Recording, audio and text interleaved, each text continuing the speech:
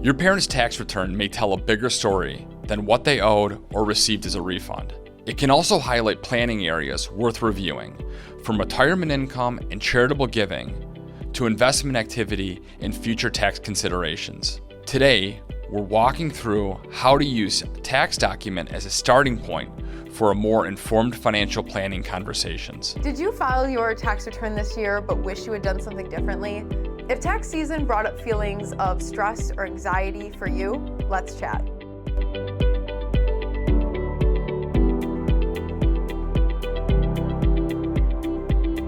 My name is Gina DiGirolamo. I'm here with Scott Foret. Scott, thanks for joining me today. Thank you for having me. Absolutely. Let's jump right into it. Like I said, we're going to be talking about what some of the emotions that are brought up from when people are filing their tax return and what that looks like. Yeah.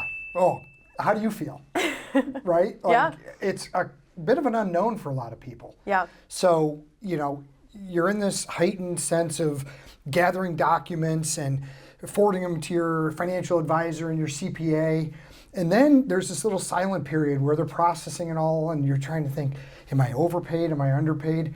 It's kind of like getting a lottery ticket and you're never really sure when you scratch is like, is this going to be me paying the government or me getting a return? Yep. And everyone's kind of thinking, well, if I get a return, here's how I'm going to spend it or here's what I'm going to do with it. But if I owe, all the angst that comes with that. So it's a heightened emotional time and everyone kind of just gets through it like a term paper. They wait till the last minute and then all of a sudden it's like here upon them and they have to do it. And then once it's done, they just put it away and don't think about it. And as folks are going through this process and they're really sitting down and looking at their financial situation, what are some regrets or missed opportunities that you may come across while you're sitting down with someone looking at their tax return? Yeah, as you know, so much of these decisions are time sensitive. Mm-hmm. So if someone is looking at their tax return and saying, wow, year in review, I could have done this. I should have done this. I could have started at least doing this process. It's a time to look back and go, what should I or could I have done? What did I do? What might I change next time? Mm-hmm. The problem with that, though, is once people are through it, as I mentioned, it's just kind of shelved. And they put it away, and then another year goes by, and all of a sudden, when you start thinking about it, 5 years have gone by, and you may have missed an opportunity. So how can someone who's feeling emotional that they maybe missed something or they don't like how that year went, how can they reframe that into something productive financially? Yeah, great question. I'd say, what's done is done. Mm-hmm. And so when you're looking at the return, it's just kind of, this is what happened this year. But instead of shelving it, really use it as a milestone or a benchmark for what you might be able to do. I understand the tax code is very complex, but learning a little bit about your return itself, go through it, look at what numbers are where, what means this. There's a lot of schedules attached to it. It doesn't mean you need to know the whole tax code because so much of that is detail that would just never apply to you. But there are things that you can investigate. What is a Schedule D? Should I itemize?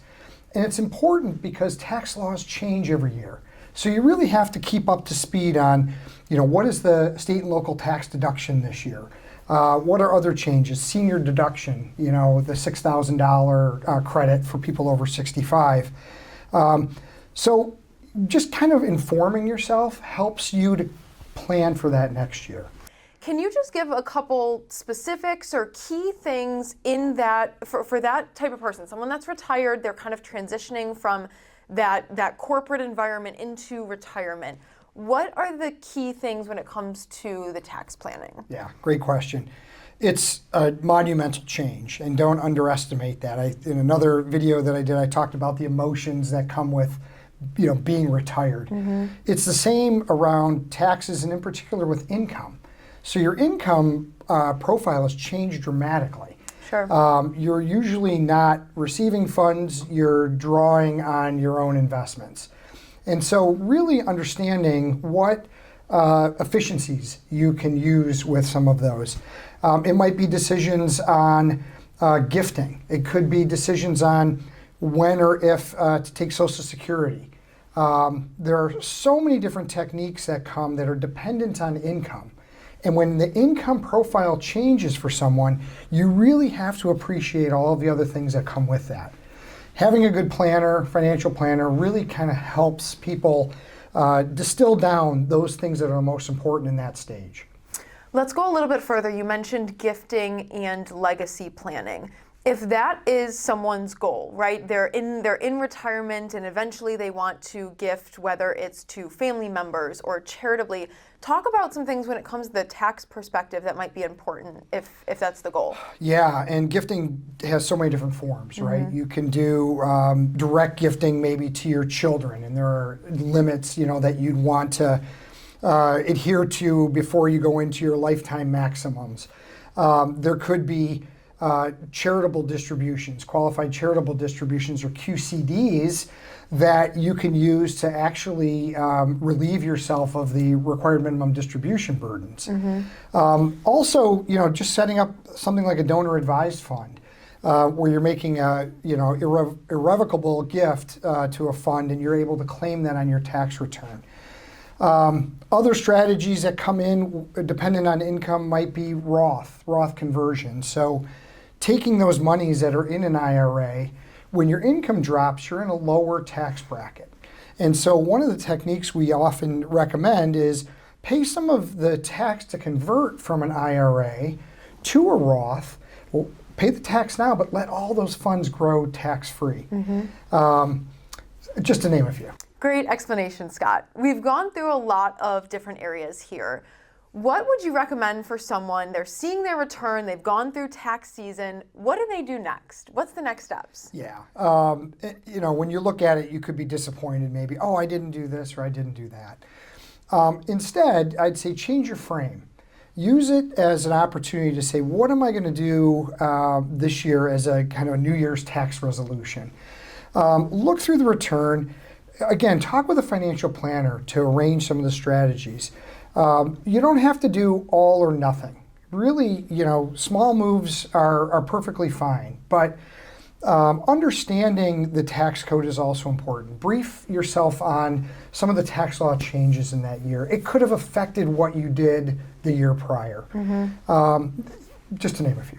I think the important thing there is being intentional when it comes to your financial plan and tax environment, right? There's a lot of intentionality and proactive planning that comes into play here. Yeah. Another one I'll mention is with income, and being able to manage your income in certain years can be important for things like Medicare premiums. So there are ways, even in the decision to retire, where you might say, it makes more sense for me to retire in October of this year versus January of the next. Things like required minimum distributions. It could also be, if you're lucky enough to have a pension with your employer, there are often calendar year interest rate determinations that can really affect your value and could prompt you to take a different decision in that year. So it's not just a once a year term paper, wait till the last minute kind of process. Check in, think about this, set a reminder for yourself quarterly, but really with some intention, think about what can I be doing, what should I be doing? Absolutely. So to just tie a bow on this, if you were to give maybe 3 key tips and takeaways for anyone listening, what would those be? First and foremost, and I'm biased, talk to an advisor. Yeah. They're really in the best position to help you. A CFP will understand the tax landscape. They can offer coordination too with a CPA and talk with them and look at the tax return. We have specialized software here that we can run a tax return through and look for those new opportunities. So that's an important part. Start small. Don't feel like you have to do all or nothing. And what you do in one year isn't necessarily what you have to do in another year. And really, the third thing I'd say is use it as a checkpoint for yourself and just say, this is my 1 year and it's done. What do I have a plan for the next 4 or 5? And start with that next year, the one you're currently in, and just think about some of the moves you can make. It could be something as simple as upping your 401k at your workplace.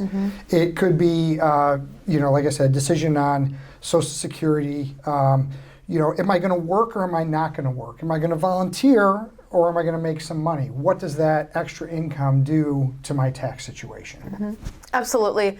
And I think you said it very well, that the importance of having a team that will be able to coordinate all of these efforts, whether it's from managing your income in retirement, managing your tax environment, planning for those legacy goals. It's all important to make sure that that consolidated approach and that team approach is kind of working together.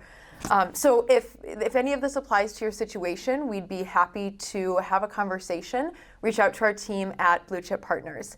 It was a great conversation, Scott. Thanks so much for joining me. Thanks for having me, Gina. Absolutely. And thanks for watching. Can't wait to chat again soon.